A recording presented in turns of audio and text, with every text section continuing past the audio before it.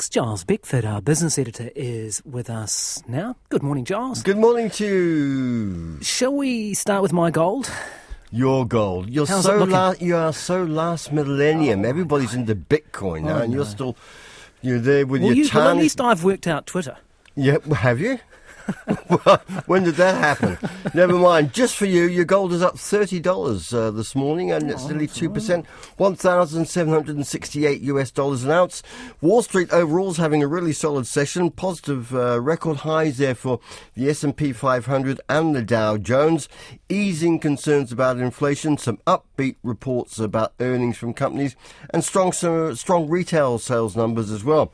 So the Dow Jones Industrial Average currently up nearly 0.8%.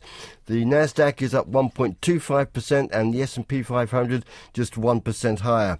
Not so good for our own top 50 index, which yesterday was down nearly 1%. It fell 115 points, giving back all the previous day's gains. And the New Zealand dollar has a bit of strength to it still, 71.6 US cents, 92.5 Australian. We should note the Australian jobs report was out yesterday. Unemployment there fell slightly from 5.8 to 5.6%. And this better rebound than was expected from COVID and these moves to cool the housing market a little bit. This has improved the robustness, has it, of the banking system? A year ago, yes, S&P Global Ratings was looking at New Zealand, looking at a fairly steep recession, falling house prices, and it didn't think that boded too well for the banking system. But it says the system has come through better than expected because of the steps that have been taken.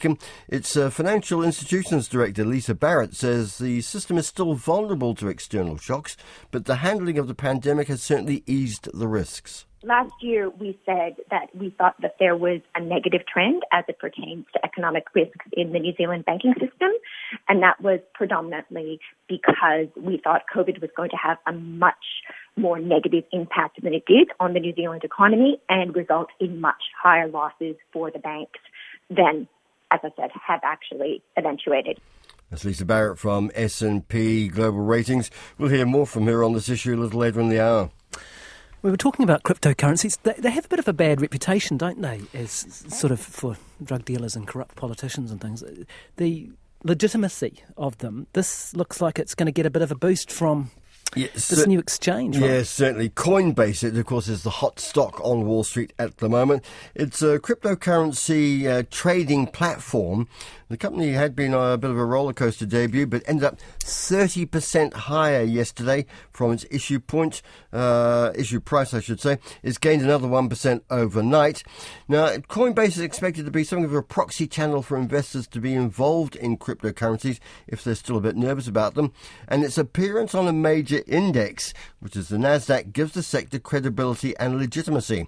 The head of an investment firm which specialises in digital assets, Vincent Chock of the First Digital Trust, says with legitimacy will come regulation. Oh, that's a definite. I mean, there's going to be a lot of new regulations coming in, especially now that Coinbase has listed. So with the validation of the listing, there are going to be a lot of different regulators looking at the space, which is good.